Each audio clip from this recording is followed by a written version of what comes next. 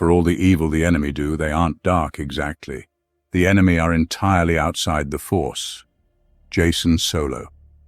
The Yuuzhan Vong, also known as the children of Yuan and the chosen race, were a nomadic extragalactic species that nearly obliterated the New Republic, causing the deaths of over 300 trillion sentient beings during their invasion. They were referred to as the Far Outsiders by the Chiss and Feroans, and the abbreviation Vong was considered a grave insult, suggesting disownment by their family and gods. Originating from outside the known galaxy, a typical Yuuzhan Vong resembled a human, but was generally taller, heavier, and had less hair. They were fervent religious zealots who considered mechanical technology blasphemous, relying instead on genetically engineered and purely organic innovations. The Yuuzhan Vong revered pain, often practicing sadomasochism, and sought to enhance their physical abilities through organ grafting, which was a status symbol in their society.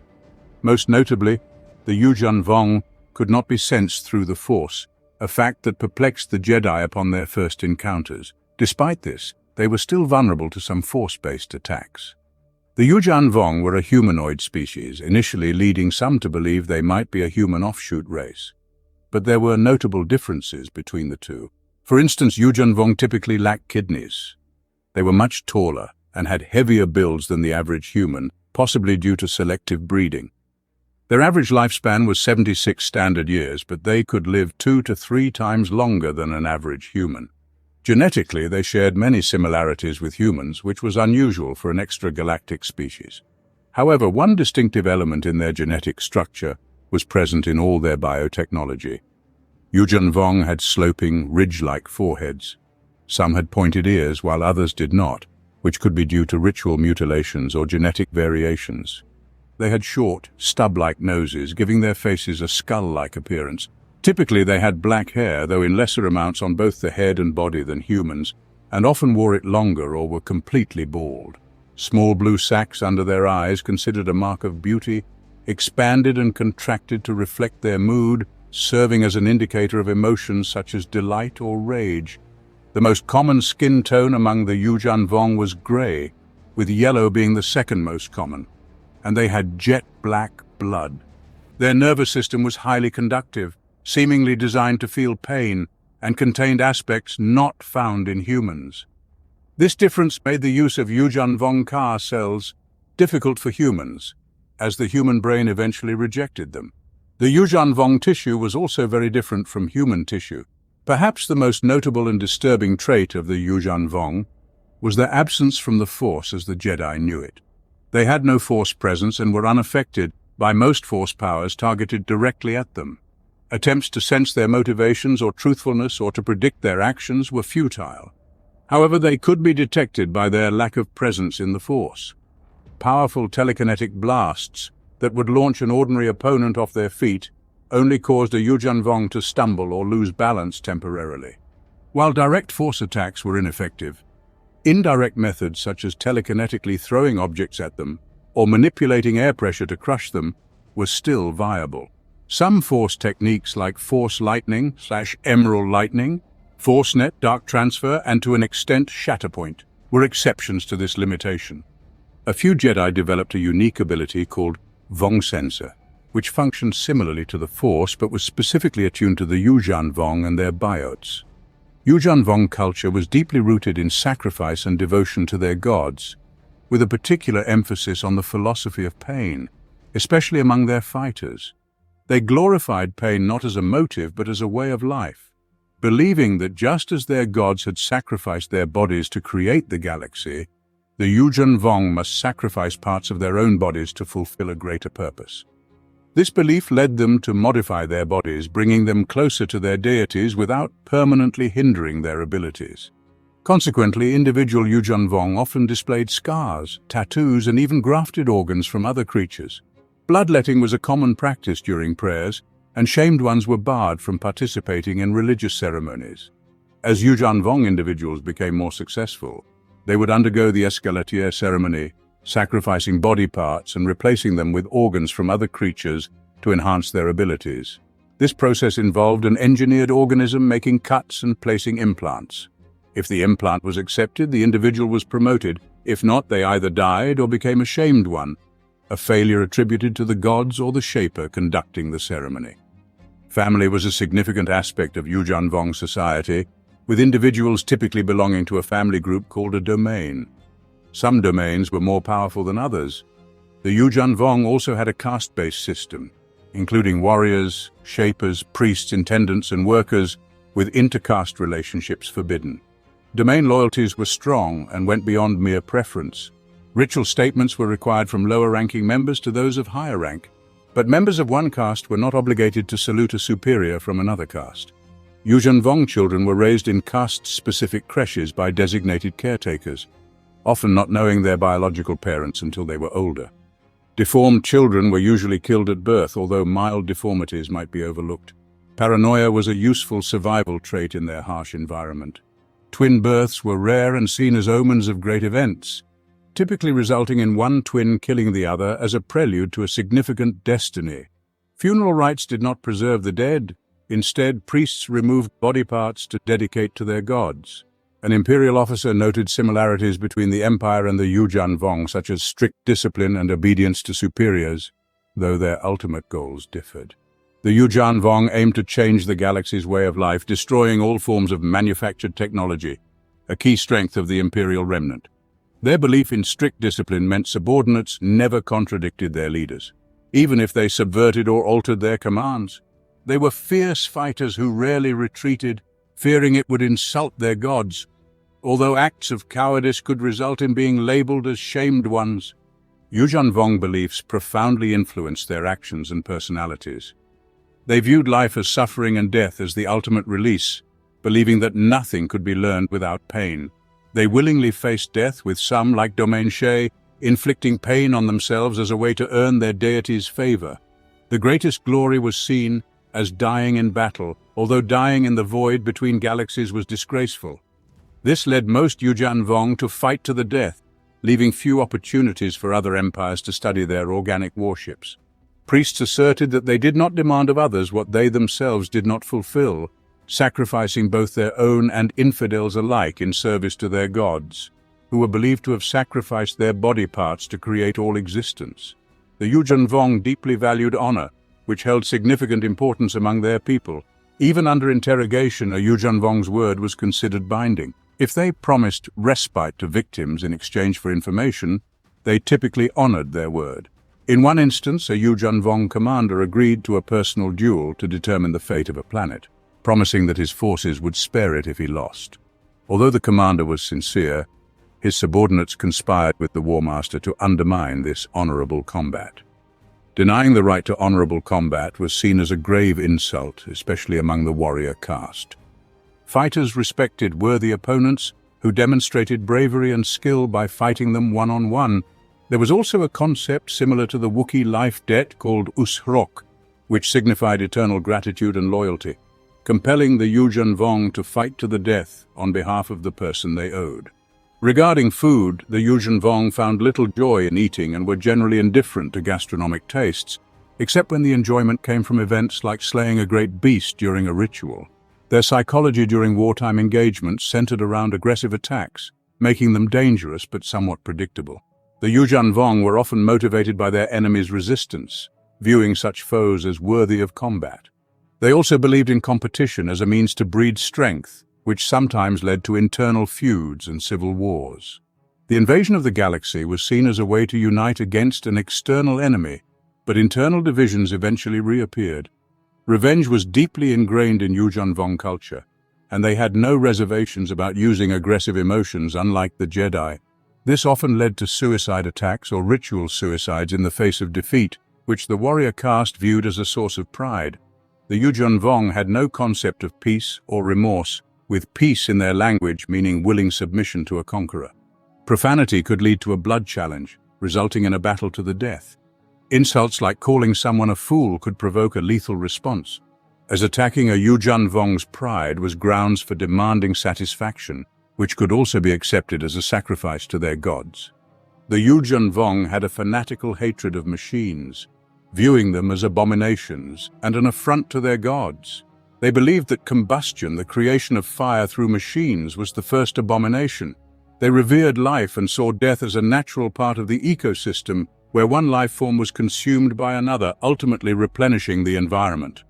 Machines, however, did not die and could replace organic life, which the Yuuzhan Vong would never allow. The species had a saying, "Let the enemy fight," reflecting their preference for combat and ambush tactics. They often set traps and baited their enemies. Another saying, "A fleet that fights 2 battles loses twice," underscored their strategic mindset. Their interactions with other species were based on domination, considering most races unworthy.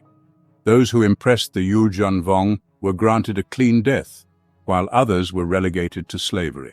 Despite their seemingly barbaric practices, the Yuuzhan Vong revered life and its forms. They favored races like the Hodin, who disliked advanced technology, and some primitive races that avoided technology, even allied with them. These wish-to-bes believed the Yuuzhan Vong shared their respect for life, while the majority saw them as wanting to harm and twist life to suit their needs. Their religion dictated that they prove themselves worthy creations of their deities or face destruction and replacement by a more worthy species. They believed this had happened 3 times, with the gods eventually creating the Yuuzhan Vong. After the Yuuzhan Vong War, the species became deeply spiritual and introspective.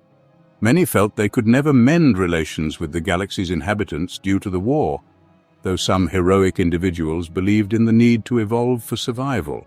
They valued the journey toward better relations despite its challenges and maintained their distinct sense of honor, with custom and ritual remaining integral to their culture. The Yuuzhan Vong functioned in a caste system. This ranged from the powerful one-person supreme overlord to the lowly oppressed worker caste. The political system of the Yuuzhan Vong was a theocracy, with the supreme overlord deriving his authority directly from his status as the voice of Yun-Shalla. By the time of Darth Krayt's Sith Empire, the caste-based system was still present, with warriors and shapers included. The supreme overlord, essentially a god king, served as the Yuuzhan Vong's connection to their deities, and was the only one capable of communicating with Yun-Shalla. Succession was not hereditary. Instead, future overlords were chosen from a pool of candidates whose births were marked by omens, prophecies, and noble lineage. Among the Yuuzhan Vong, the birth of twins was extremely rare. When twins were born, they fought to the death at age 7, with the survivor destined to become the supreme overlord. All candidates were thoroughly trained in all aspects of Yuuzhan Vong society and treated as potential heirs. The supreme overlord typically gained power through the assassination of the current overlord. Overlords wore ceremonial robes made from the flayed and preserved flesh of Steng, the first war master, and Yogand, the first supreme overlord, who fought each other in the Kremlivian War that united the Yuuzhan Vong. Upon ascension, the supreme overlord was ritually scarred and modified, sacrificing several external organs and limbs to resemble Yun-Shalla. Politically, the supreme overlord wielded authority and power over both the intendant and warrior castes, and served as the supreme religious leader of the priest caste, outranking the high prefect, war master, and high priest. Shimra Jaman was believed to be the final supreme overlord, instigating the invasion of the galaxy a millennium after the Yuuzhan Vong abandoned their ruined primordial homeworld to seek a new home. However, it was later revealed that Shimra was merely a puppet controlled by the true power behind the throne, Onimi. The true supreme overlord was ultimately killed by Jason Solo on board Onimi's escape capsule over Coruscant.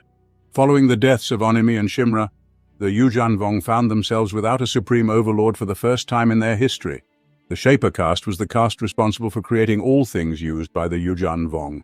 In Yuuzhan Vong society, the Shaper caste was akin to bioengineers and scientists. From creating mighty Korostrona to simple clothing, Shapers were responsible for all Yuuzhan Vong technology, which was entirely organic. Their techniques were documented in 8 instructions known as cortexes. Adepts were allowed access only up to the 5th cortex, while only masters could access the higher levels. Shapers adhered to strict protocols, and any deviation from these could result in demotion to another caste or even death.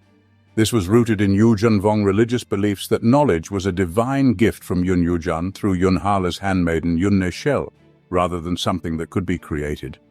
This religious dogma stifled innovation and creativity among the Shapers. This caste worshipped Yun-Shalla the modeler and sought to emulate her. Unlike warriors who bore excessive scars, Shapers had necessary scars and were often fully tattooed. They wore form-fitting ujits and special headdresses that displayed their emotional state, though they could sometimes control the tentacle displays of their headdresses. When Shaper initiates advanced to the rank of adept, they made sacrifices to the gods in the grotto of Yun-Shalla. This ritual involved sacrificing a hand to be replaced with a Shaper hand, aiding them in shaping new creatures. Additionally, they implanted a var tumor which, though painful, reshaped their brains to accept new knowledge. The tumor was believed to align their brains with the divine form of Yun-Shalla. By the time they reached Master Shaper status, the tumor was removed, although some felt an emotional connection to it and were saddened by its removal. During the Yuuzhan Vong War, their organic technology initially gave them victories against the New Republic. However, as the war progressed, their enemies developed mechanical solutions to counter Yuuzhan Vong, and their lack of technological advancement threatened their success. Exposure to the Jedi heightened the Yuuzhan Vong's interest in them due to their powers from the Force, which the Yuuzhan Vong could not perceive. Fearing this new threat, several Shaper sects were tasked with addressing the Jedi problem. They investigated Emperor Palpatine, the dark side of the Force, and Wayland, seeking clues to destroy the Jedi. This led to the development of several holy programs, including the attempted shaping of the Jedi Tahiri Vela and the creation of the Voxin from Vornskas. Another plot involved poisoning the Bacta supply on Thyfera. As the invasion continued, Supreme Overlord Shimra Jamane recruited Shaper adept Nen Yim, who had been convicted of heresy due to her master Mejan Quad's actions. She was secretly placed in a development program to create new shaping techniques and fill the nearly empty 8th cortex, a fact unknown to most Yuuzhan Vong. The Shaper caste played a significant role in transforming the galactic capital of Coruscant into a simulacrum of their long-lost homeworld, Yuuzhan. They also addressed issues originating from the world brain. After the war, the Shapers, along with other castes, left peacefully and settled on the living planet Zonoma Sekot, which moved into the unknown regions. The Shapers eventually contacted the New Jedi Order and assisted in the Ossus Project, an initiative to terraform destroyed planets. However, their efforts were sabotaged by the One Sith, leading to their scapegoating by the galaxy's inhabitants. Shapers living outside Yuuzhan Vong society on Sekot employed their skills for the broader galaxy. While Yuuzhan Vong buyouts were illegal, enhancements by Shapers were sought after by pirates and, on rare occasions, imperial officers. Despite being a Yuuzhan Vong art, shaping could be performed by other species with proper training. The priest caste was considerably powerful in the Yuuzhan Vong's rigidly theocratic society. The members of the priest caste served the many lesser deities that ruled the Yuuzhan Vong. There were several sects, each for the worship of a different Yuuzhan Vong deity. Ranks of the priest caste included the Most High Priest, S, Priest S, Seer and Novice. The warrior caste was the second largest in Yuuzhan Vong society, and its members were trained from birth to be fearless, fierce and ruthless in combat against infidels and fellow fighters alike. Naturally the most aggressive of the castes, warriors also harbored a sense of superiority, particularly over the intendant caste, which sometimes worked to their detriment. Challenges to enemies were frequent, and refusal to accept a challenge was considered a disgrace to all Yuuzhan Vong. Serving as devoted foot soldiers to their leaders and gods, warriors never expressed pain. To them, death or dismemberment was insignificant compared to inflicting maximum damage on their enemies. On the battlefield, they often sought to engage targets in melee combat by getting as close as possible. For warriors, surrender was never an option, and retreat signified cowardice. Captured warriors would commit suicide immediately to avoid bringing shame to themselves or their domain. Their only acceptable outcomes were victory or death. They respected courage and resistance from their foes, and challenging battles only fueled their ferocity. In honor of Yun-Shalla, the slayer and their patron deity, warriors would sacrifice body parts and scar and tattoo themselves, demonstrating their pain as a tribute. From birth, warriors were trained to fear nothing, show no mercy, and follow orders without question. The highest rank among warriors was the War Master. The elite hunters were assigned missions beyond the capabilities of regular warriors. Some of the most experienced Chazrak were allowed to enter the lower levels of the warrior caste. After the Preterite Vong's initial failure to secure a foothold in the galaxy, the warrior caste was sent to support their efforts in pacifying regions along the invasion corridor. These operations were initially led by Shadao Shai until his death at the Battle of Ithor. As the war continued, Lando Calrissian's YVH-1 battle droids were programmed with the taunting battle cry, "We are machines! We are greater than the Yuuzhan Vong!" Given the Yuuzhan Vong's hatred of technology and xenophobia, this provoked the warriors into frenzied attacks on the droids. The fanatical nature of the warrior caste could be exploited against them. Admiral Jal Akbar estimated that 1/3 of the warriors were killed over 3 years of fighting. After Shimra's death, many warriors committed suicide, though some chose to go to Zonama Sekot. A century later, 2 warriors were present, guarding the Master Shaper, overseeing the Ossus project and protecting Jedi relics from thieves. The intendant caste worked to keep Yuuzhan Vong society functioning and was as such responsible for the Yuuzhan Vong economy. They were noted as being the smallest of the castes who lacked a patron deity or a specific war cry when compared to the others. It was this caste that were in charge of matters of commerce, bureaucracy, trade, and the management of the sizable slave workforce employed by the Yuuzhan Vong. Notable intendants included Nom Anor, the deadliest enemy of the Jedi. Members of the intendant caste could come from either the Shaper or warrior castes.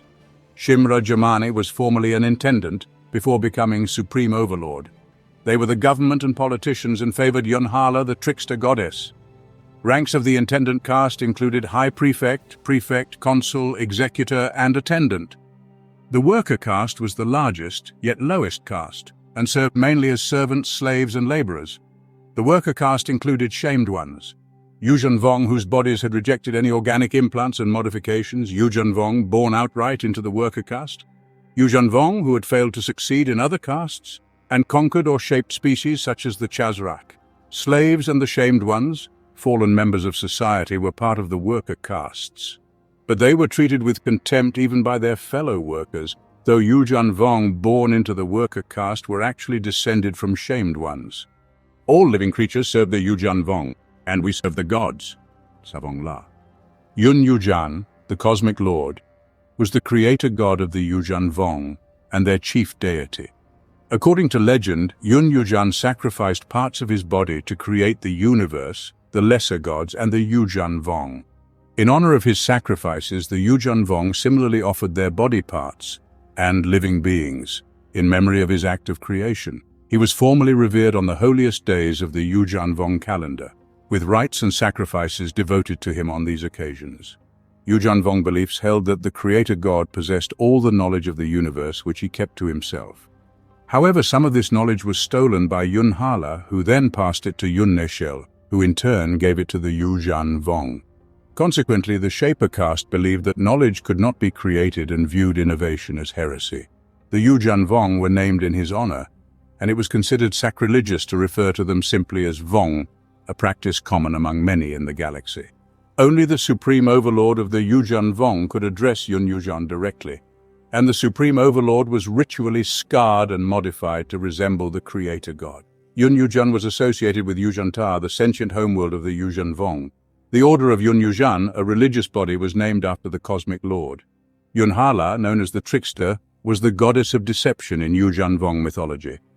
Often called the Cloaked One, or Cloaked Goddess, she was responsible for overseeing escalations, and was considered the sister of Yun-Yamka, the god of war. Primarily worshipped by the intendant caste, Yun-Shalla often worked in tandem with Yun-Yamka, promoting innovative combat strategies. Together they were referred to as the twin gods. Despite her importance, Yun-Shalla had no physical depiction in art, and it was widely believed that her skeleton was made of yorick coral. It was thought that she deceived her worshippers, regarding her appearance, cloaking herself in borrowed skin. Yun-Shalla had a dedicated holy day, the festival of the twin gods, during which the typically somber Yuuzhan Vong could play tricks and practical jokes on their superiors without fear of punishment. During the Yuuzhan Vong War, Jaina Solo discovered a way to deceive Yuuzhan Vong sensors designed to differentiate between friends and foes. Following the mission to Mirka, She captured a Yuuzhan Vong warship, the Star, and renamed it Trickster. These actions, along with disinformation from New Republic intelligence, led the horrified Yuuzhan Vong to believe that Jaina was actually Yun-Shalla, or at least her incarnation. Later, when the Yuuzhan Vong learned about Vergere's defection and that she had never truly been one of them, Supreme Overlord Shimra speculated that she might have been an incarnation of Yun-Shalla. Nevertheless, Jaina remained widely known as the trickster goddess. During the final confrontation between the Solo twins and Onimi, the true Supreme Overlord Onimi repeatedly referred to Jaina as Yun-Shalla, blaming her for all of his troubles. Yun-Yamka, known as the Slayer, was the god of war in Yuuzhan Vong mythology. He was particularly revered by the warrior caste and was the deity who instilled the significance of blood sacrifices among the Yuuzhan Vong. Every supplication to him required a death sacrifice, with the exception of morning and evening prayers. All war masters were modeled after Yun-Yamka. In statues and other artistic representations, he was depicted as a Yamusk. The warriors exhibited fanatical devotion to him, with some even placing his importance above that of Yun-Yuuzhan. In Yuuzhan Vong religious tradition, Yun-Yamka was often paired with Yun-Shalla, forming the twin gods. Despite his prominence in Yuuzhan Vong culture, Yun-Yamka was not originally one of their native deities.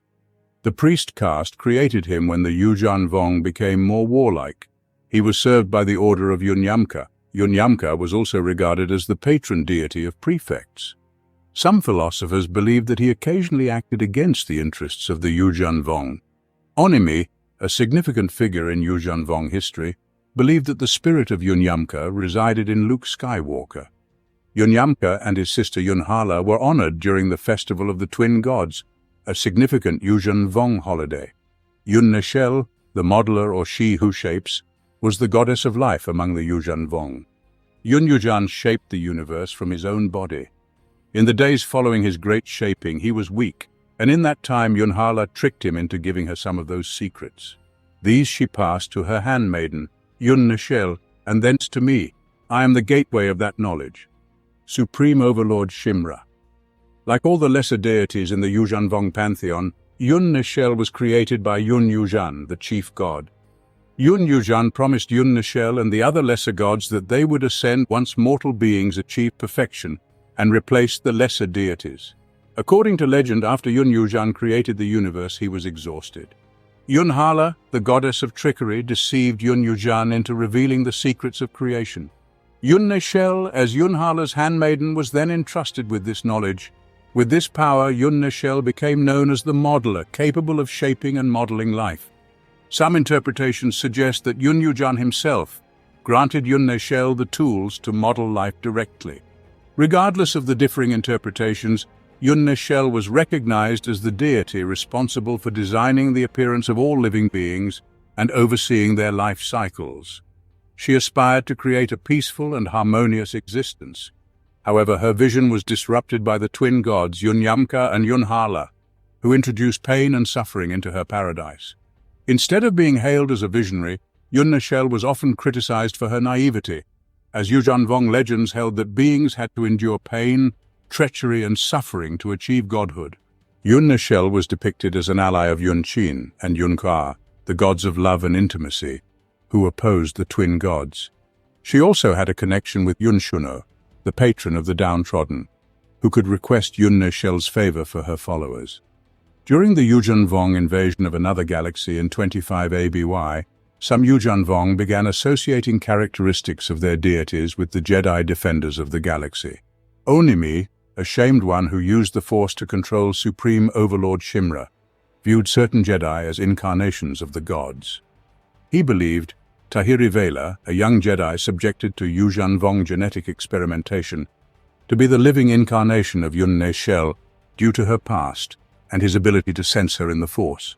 Yun-Shalla was a young, benevolent and kind female deity, though often seen as foolish and naive by some Yuuzhan Vong. As the goddess of creativity and childbirth, she oversaw the gentler aspects of Yuuzhan Vong life, despite the organisms she shaped being used as weapons. Yun-Shalla played a significant role in the lives of the shamed ones, who were often rejected by society due to their bodies' failure to accept implants. Shamed ones prayed to Yun-Shalla, who in legend could appeal to Yun-Shalla to improve their lives. Yuuzhan Vong art and statuary depicted the gods differently depending on the domain creating the work. However, Yun-Shalla was always portrayed with infants, agricultural tools, gentle animals, and artisan implements. During the Yuuzhan Vong War, a heretical movement among the Shamed Ones began venerating the Jedi. The movement's leader, the prophet Yun-Shalla, associated Yun-Shalla with the Jedi Order, as both the goddess and the Jedi revered life. Yun-Shalla stood apart from other Yuuzhan Vong gods in that she did not demand sacrifices from those seeking her aid. Instead, the modeler would watch the actions of those in need and respond accordingly. Priests devoted to Yun-Shalla existed, as they did for all Yuuzhan Vong gods, but they often had to acknowledge that the goddess's idealism was seen as naive and impractical. Almost any pregnant female Yuuzhan Vong in society would pray to Yun-Shalla as the goddess of childbirth for a healthy baby and a smooth pregnancy. For a fee, the modeler's priests would assist in childbirth. Members of the intendant caste, who handled the bureaucratic and administrative duties in Yuuzhan Vong society, often appealed to Yun-Shalla when they needed creative inspiration for difficult tasks. Warriors, despite their impatience with Yun-Shalla's idealism, would occasionally invoke her name when developing new strategies and tactics. During the Yuuzhan Vong War, War Master Tsavongla of the warrior caste assembled an armada to destroy the New Republic presence at Ebak 9. Each battle group in his armada was named after a Yuuzhan Vong deity, but Yun-Shalla, Yun-Lingni, and Yun-Shalla were not honored in this manner. Yun-Shalla was primarily worshipped by the Shaper caste, responsible for creating and maintaining Yuuzhan Vong biotechnology, due to her role as the goddess of creation and design. Shapers who were particularly skilled and successful in their work were said to have the eyes of the goddess upon them. Decades after the Yuuzhan Vong War, members of the Shaper caste assisted in transforming worlds devastated by the invasion into lush paradises, working alongside the Jedi Order. Master Shaper Nayrin came to believe that Jedi Master Cole Skywalker, who collaborated with her on the Ossus project, was favored by Yun-Shalla. As warriors take on the outward aspects of Yun-Yamka, so we take on the inner qualities of Yun-Shalla, she who shapes. The Vartumar is her most ancient gift to us. Yun-Shalla plucked a fragment of her own brain to make it. As it grows, it models our cells, changes our very thoughts, takes us nearer the mind and essence of Yun-Shalla. The journey is painful, it is glorious, and regrettably, we must return from it, excise her gift from our bodies. But though we return to a semblance of who we were, each time we are vessels for that pain and glory, we are forever changed. Something of it remains in us. Master Shaper Mejan Quad Yun-Shalla, the pardoner, was the goddess of forgiveness of the Yuuzhan Vong. She was the only deity the Shamed Ones were allowed to address. Consequently, they were the only ones who did so. She was said to possess 1,000 eyes and watched the Shamed Ones and protected them from the other deities. In addition, it was believed that she alone could cure certain Shamed Ones, allowing them to resume the station they once held before becoming shamed. She was also the most grotesque deity in the Yuuzhan Vong pantheon, much like her imperfect worshippers. Despite her underclass worshippers, Yun-Shalla was nonetheless accorded the full honors of a deity of the Yuuzhan Vong. As such, statues of her were placed on the bridges of their vessels alongside more illustrious deities like Yun-Yuzhan, Yun-Yamka, and Yun-Shalla. Upper caste Yuuzhan Vong derisively called her the many-eyed mother of snivelers, though this was rare, and even then they were cautious about it. Even a goddess of outcasts was still a goddess. The ancient texts are unclear. It appears we were invaded by a race that was more technological than animate. We called on the gods for protection, and they came to our aid, providing us with the knowledge we needed to convert our living resources to weapons. We defeated the threat, and empowered by our victory, we gradually became conquerors of other species and civilizations. Hurrah! The Yuuzhan Vong were refugees from a distant galaxy. Their original homeworld, Yuuzhan was a tropical planet surrounded by a large asteroid belt and was destroyed thousands of standard years before they invaded the galaxy. In Yuuzhan Vong language, Yuuzhan meant creche of the gods, and the living planet served as a model for their deities. Yuuzhan may have been the basis for Yun-Yuzhan, the creator god of the Yuuzhan Vong. Little is known about their early history, but the Yuuzhan Vong once lived in symbiosis with their homeworld and were force-sensitive. Their technology was also largely organic. At some point, the Yuuzhan Vong were caught in a devastating galactic conflict between two droid civilizations, believed to be the Silentium and the Abominor, which solidified their hatred of mechanical technology and xenophobia towards other sentient life forms. The living homeworld aided them in the war by bestowing upon them the knowledge of creating living weapons. However, as the war continued, the Yuuzhan Vong became increasingly violent and warlike. Eventually, they defeated their enemies and forced both droid powers to flee their galaxy. Following the war, the Yuuzhan Vong embarked on a crusade to cleanse their galaxy of all forms of mechanical technology. They conquered much of their galaxy, exterminating or enslaving conquered species. Among those species were the reptilian Chazrak, who became slave soldiers for the Yuuzhan Vong. With much of the galaxy under their control, the various domains, clans or families, fractured and turned against each other, leading to the devastating Kremlivian War. During the conflict, much of the Yuuzhan Vong's galaxy was destroyed, including their homeworld, Yuuzhan. The exact details of the planet's destruction were lost over time. However, Yuuzhan did produce a seed which eventually became Zonama Sekot, later colonized by the Langesi and Feroans. Separated from their original symbiosis with their homeworld, the Yuuzhan Vong were stripped of the Force and experienced great pain. Thus, they saw pain as the only way to return to that symbiosis and practiced body modifications on themselves. In place of their homeworld, the Yuuzhan Vong took up belief in several deities, which subsequently governed nearly every aspect of their civilization. Towards the end of the war, Steng emerged as the first war master. A rival war master, Yogand, invented the Yogan's core tactic, which he used to destroy the planet Ixir and its moon. The destruction of Ixir resulted in the death of Steng and the end of the war. Eventually, Yogand united the domains into a single socio-political entity and became the first supreme overlord of the Yuuzhan Vong. With much of their galaxy in ruins, the Yuuzhan Vong began a long trek to another galaxy in search of a new home. For a long period, perhaps centuries, the species was forced to travel through the intergalactic void in massive world ships. During this time, the Yuuzhan Vong nearly destroyed themselves. Violence and competition were deeply ingrained in their society, and without an external target, they focused their aggression on each other. Though there were no wars on the scale of the Kremlivian War, the domains continued to fight for the favor of the supreme overlords. There's an invasion coming, a massive assault force of dark ships, shadowy figures and weapons of great power based on organic technology of a sort we've never seen before. We believe these far outsiders, as we call them, already have a foothold at the far edge of the galaxy, and even now have scouting parties seeking information on worlds and peoples to conquer. When will Darth Sidious tell the citizens of the Republic? When he's turned the Republic's chaos into order? When we've built an army and a fleet capable of dealing with the threat? To announce it before then would do nothing but create panic and leave us open to disaster. Kinman Doriana and Thrawn. When the Yuuzhan Vong left their galaxy and how long their voyage took remains uncertain. One account suggests their journey lasted several millennia. However, by 26 ABY, an ancient world ship was noted to be less than 1,000 years old. By 3997 BBY, shortly after Exar Kun became the Dark Lord of the Sith, the Praetorite Vong Slivolith probe creatures had already arrived. By 3963 BBY, at least one scout had reached the wild space region. That year, Mandalorian Neo-Crusaders under Canderous Ordo encountered a Yorick Stronha disguised as an asteroid in the Crispin system.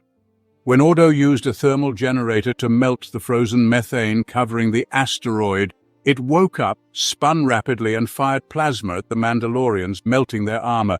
This encounter marked the first contact with the known galaxy. The probe fled and the Mandalorians tracked its hyperspace wake to the galaxy's edge before turning back, believing the ship was on a suicide run into the void outside the galaxy. Around this time, a female shaper arrived in the galaxy in suspended animation, crashing on Lord and surviving there for several decades, where locals believed her to be a demon. Between 229 and 89 BBY, the living planet Zonama Sekot, a seed of Yuuzhan, arrived in the Gardaji Rift. In 33 BBY, a Yuuzhan Vong was captured and ended up in Coghive 7, a prison colony with deadly gladiatorial matches. The Yuuzhan Vong quickly became the station's champion, systematically defeating every opponent for 6 months, until matched with Sith Lord Darth Maul, who was undercover. Maul, not using the Force, eventually killed the warrior. As the Yuuzhan Vong only spoke their native language, the colony's systems failed to classify its species, point of origin, or even gender, although some guards suspected the individual was female. In 32 BBY, during the invasion of Naboo, an advance force of Yuuzhan Vong, termed Far Outsiders by the planet's inhabitants, discovered Zonama Sekot. Noting its similarity to Yuuzhan Ta but not drawing the connection, they attempted to colonize it. Zonama Sekot's biosphere killed off the Yuuzhan Vong flora and fauna, provoking them. Despite Sekot's attempts to negotiate, the Yuuzhan Vong began an assault. After 2 years of fighting, the assault was called off with the arrival of Jedi Knight Vergere, who convinced the Yuuzhan Vong to leave on the condition that she would travel with them. The Galactic Republic received only shadowy news of the attack. Jedi Knight Obi-Wan Kenobi and his Padawan Anakin Skywalker investigated Vergere's disappearance, discovering only that biotech-based aliens from a distant place had attacked the world. In 29 BBY, after learning of Zonama Sekot, Supreme Overlord Quariel's determination to invade wavered. The Yuuzhan Vong learned Zonama Sekot was no longer in its original system, with no evidence of its destruction. Worried about the threat posed by the powerful planetary entity, Quariel announced it would be best to move on to another galaxy. However, Shimra Jamani, influenced by Onimi and supported by aggressive domains, launched a coup, murdered Quariel, and took his place, ensuring the invasion would proceed as planned. Yet, it would still be some time before they were ready. Details of Yuuzhan Vong activity within the galaxy over the next few decades are sparse. By 27 BBY, during the initiation of the Outbound Flight Project, Palpatine had somehow become aware of the incoming Yuuzhan Vong fleet. However, he planned to keep this information from the Republic until his new order could be established. One of his subordinates, Kinman Doriana, was informed about this threat. The looming invasion was one of the reasons Palpatine ordered the destruction of Outbound Flight to prevent its occupants from being captured by the Yuuzhan Vong and to eliminate 6 Jedi Masters and 12 Jedi Knights. After the Clone Wars, Emperor Palpatine subtly hinted at the Yuuzhan Vong threat to the public. He justified maintaining the Imperial Navy, even post-war, as a defense against potential extragalactic invasions. Around this time, another small Yuuzhan Vong reconnaissance force clashed with the Chiss defense fleet at the edge of the Chiss Ascendancy. Chiss Admiral Aralani managed to defeat them, but the Yuuzhan Vong fought far better than expected for a small fleet. The subsequent appearance of the Outbound Flight made the CEDF High Command briefly wonder if the invaders and the Republic were allies. Between 27 BBY and 22 ABY, some Chiss speculated that the Yuuzhan Vong had allied with the Vagari against the Chiss. Yuuzhan Vong scouts abducted numerous sentients, including humans, Verpine and Tals, from the galaxy. These captives were interrogated, experimented on, and many died or were sacrificed. Survivors like Vergere were kept as familiars. Around 25 BBY, 3 years before the Clone Wars, the Yuuzhan Vong set up a small outpost on Bimiel. After the formation of the Galactic Empire, Imperial scientists also established a base on Bimiel, suggesting that Palpatine might have had direct contact with the invaders. However, the remains of the Yuuzhan Vong outpost went undisturbed until their discovery during the Yuuzhan Vong invasion. Yuuzhan Vong scouts were also active during the Clone Wars. After the formation of the Imperial Interim Council in 11 ABY, following the final death of the reborn Emperor Palpatine, Yuuzhan Vong executor Nom Anor infiltrated the council. He manipulated its leader, Zandel Karivus, orchestrating the deaths of many councillors and exacerbating the internal strife within the fracturing empire. The Yuuzhan Vong also meddled in the high politics of the Siruvi Imperium. They installed their agent, Etinar, in a high-ranking military position and facilitated the rise to power of the Kiramak to create confusion and disorder during the eventual invasion. In 24 ABY, Yuuzhan Vong agent Yomin Ka infiltrated the Exile Society, stationing himself at the Exile 4 base on Belkadan along Vector Prime. In 25 ABY, Yuuzhan Vong executor Nomanor struck a deal with Boba Fett to have him and a select group of Mandalorians aid the invasion force. Fett, realizing that open resistance would lead to the enslavement of Mandalore, agreed but secretly devised a plan to help the New Republic by enabling their personnel to escape with crucial information from doomed worlds. This allowed Jedi Knight Kubariat to escape from New Holga. On the world of Romamul, Yuuzhan Vong executor Nomanor, disguised as the leader of the Red Knights of Life, incited a war between Romamul and its neighboring planet, Osarian. He also infected Mara Jade Skywalker and 100 other diplomats with a lethal Yuuzhan Vong disease. This diversion allowed the first wave of the invasion force, the Praetorite Vong, to land on the remote world of Helska IV unnoticed and bring down Cern Pidal's moon, causing massive destruction and killing millions, including the famous Wookiee Chewbacca. The Yuuzhan Vong soon encountered the Jedi, whom they deemed the greatest threat in a galaxy full of infidels, primarily because of the Jedi's supernatural abilities, which the Yuuzhan Vong lacked. Ultimately, the Praetorite Vong were defeated by Luke Skywalker, Han Solo, Leia Organa Solo, and Lando Calrissian. Soon after, the main Yuuzhan Vong fleet arrived and quickly conquered many worlds in their invasion path. Planets such as Bimiel, Dantooine, Dubrillion, and Obroa Sky fell to the invaders, while Ethor was rendered uninhabitable by firestorms. The influx of refugees from these planets became a significant issue, forcing the New Republic government to acknowledge the Yuuzhan Vong threat. The political leadership, however, was ineffective in countering the invaders and initially attempted to blame the Jedi for the conflict.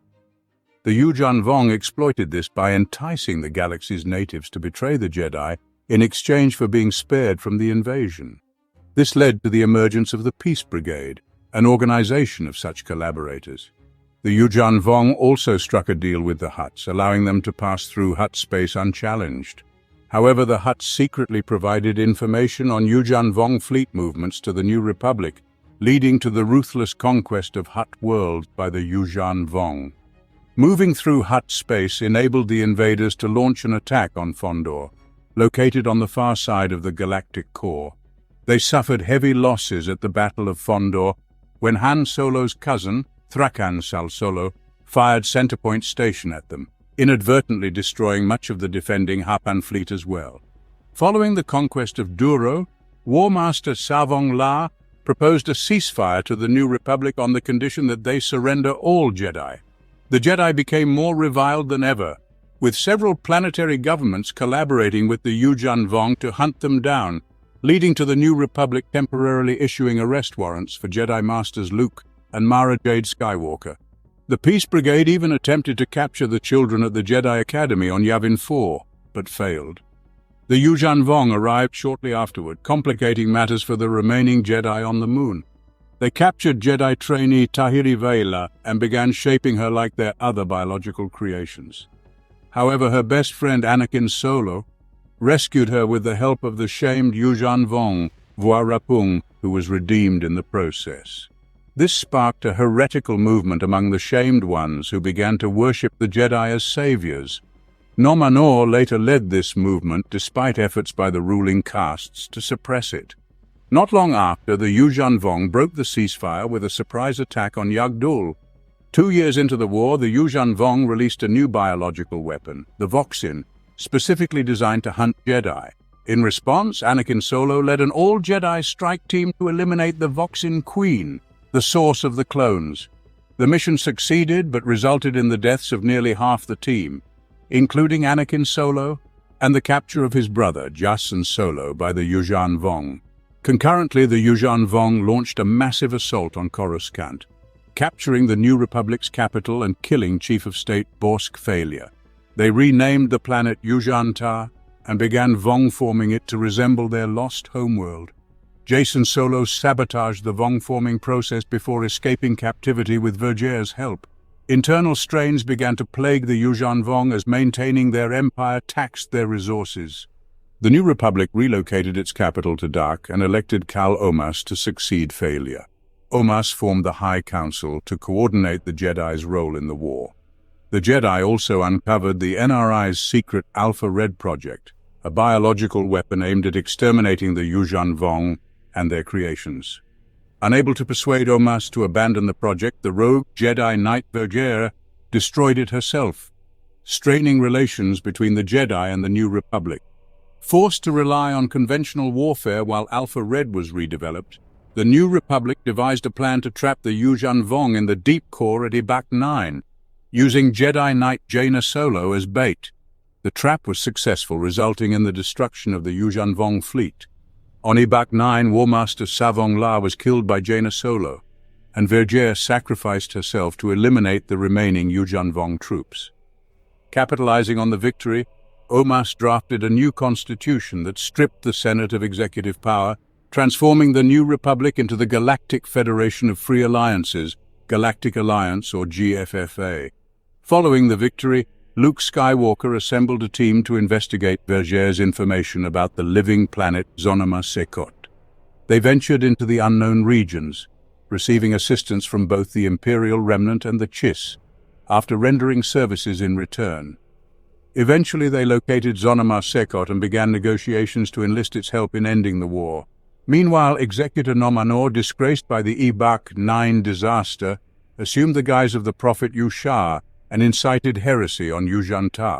Learning about Zonama Sekot, he organized a mission to the planet, including himself in disguise, Shaper Nen Yim, Yuuzhan Vong priest Hara, and Jedi Knights Tahiri Vela and Corran Horn. Upon reaching Zonama Sekot, Nomanor revealed his true intentions, killing Nen Yim and pushing Hara off a cliff before attempting to sabotage the planet's hyperdrive. Although the Jedi could not undo the sabotage or prevent his escape, Zonama Sekot activated its hyperdrive, traveling to Yuuzhan and orbiting the same star as the former galactic capital.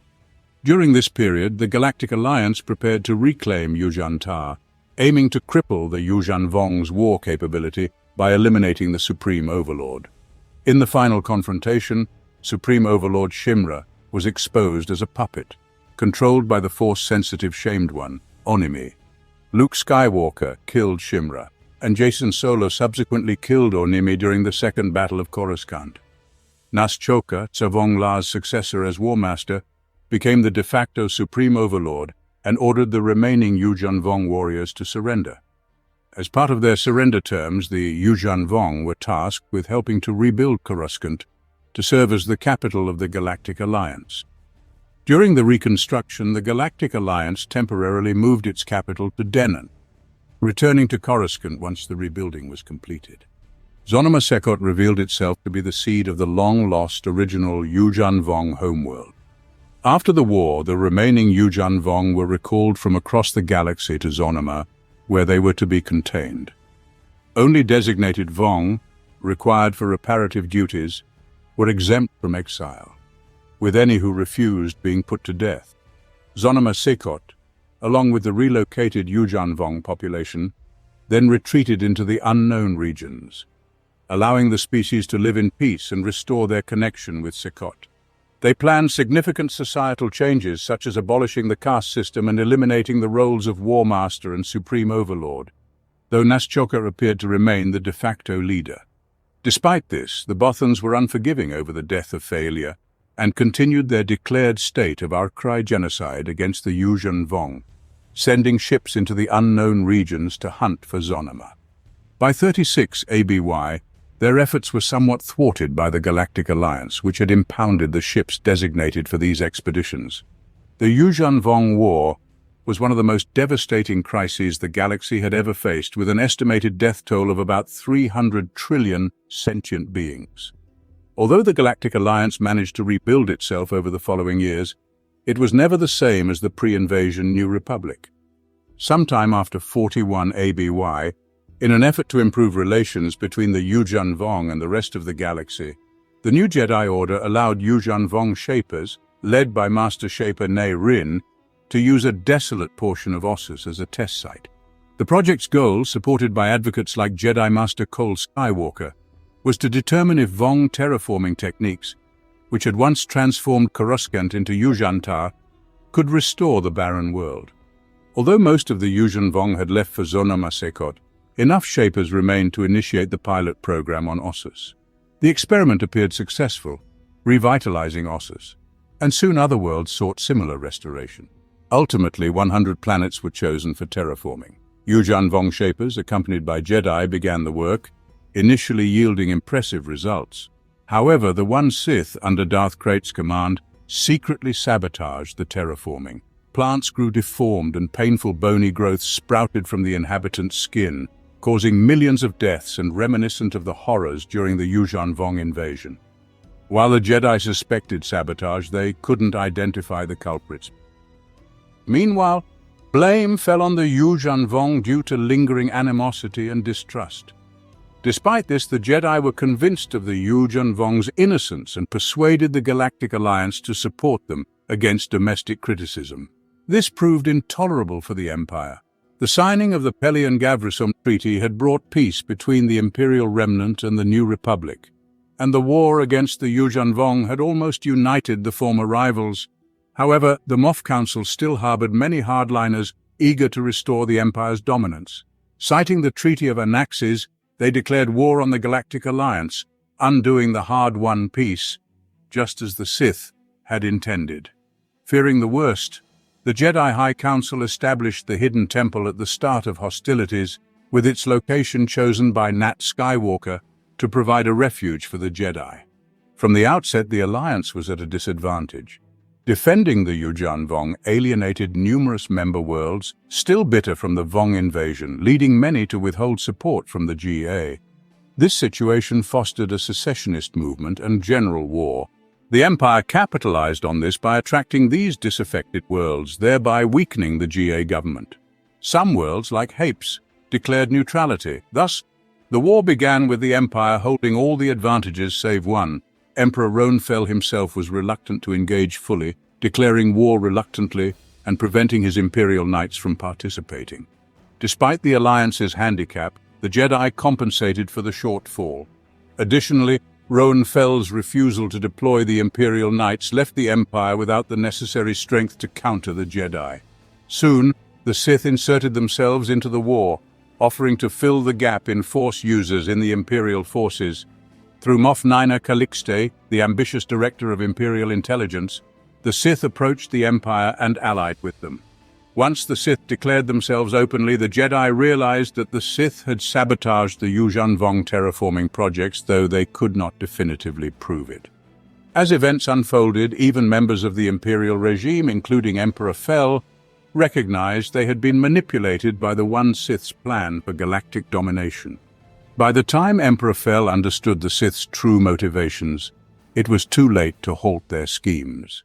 Initially relieved that the sabotage was not the work of their gods, the Yuuzhan Vong became determined to reverse the damage. Shaper Nayrin traveled from Ossus to uncover the Sith's sabotage methods, hoping to discredit the Sith and end the war. After 3 years of intense warfare, the Galactic Alliance was exhausted, while the Sith grew in power and strength, even developing and deploying their own starfighters. Imperial forces retook Coruscant after more than a century. The Alliance ultimately surrendered, and its territory was absorbed into the Empire. The fate of the Yuuzhan Vong under the Empire is uncertain. The Emperor demanded the Jedi Order surrender and submit to the Empire. Some complied, becoming Imperial Knights. The rest, remaining loyal to the Force, refused to align with the Sith and withdrew to their temple on Ossus. The Sith, led by Darth Nihil and Imperial forces under Moff Rulf-Yaga, brutally attacked Ossus. The massacre at Ossus scattered the Jedi across the galaxy, though the Order was not entirely defeated. Nayrin returned to Ossus with proof of the Sith's sabotage, but was too late to prevent the war or the massacre. Shortly after, the Sith, seeking to rule the galaxy, turned against Emperor Ronfell and his Imperial Knights. After killing what he later realized was a double of the Emperor, Darth Krayt took the Imperial throne, restoring Sith rulership for the first time in over a century and becoming the first Sith Lord since Darth Caedus to rule most of the galaxy. Though most Yuuzhan Vong involved in the Ossus project were killed, 3 survived and guarded the remains of the dead Jedi out of respect. Master Shaper Nayrin had been off-planet investigating the project's failure, but returned to Ossus too late to prevent the war or the massacre.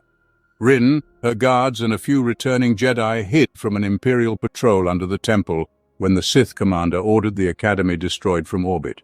Thanks to Jedi Master Kakruk, they managed to survive. Later it was revealed that Zenok Kwa, a fanatical Yuuzhan Vong, had survived the war and hid on Wayland for over a century. He allied with the One Sith to sabotage the Ossus project. 7 years later, he was part of Darth Malady's plot to overthrow Darth Weirlock and install a new, more powerful Dark Lord.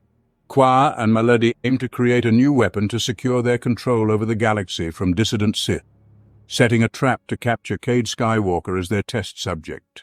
Because of their beliefs, the Yuuzhan Vong were staunchly opposed to technology, viewing it as a polluting influence. They rejected machines and droids, favoring living biots instead, creatures specifically bred for their tasks.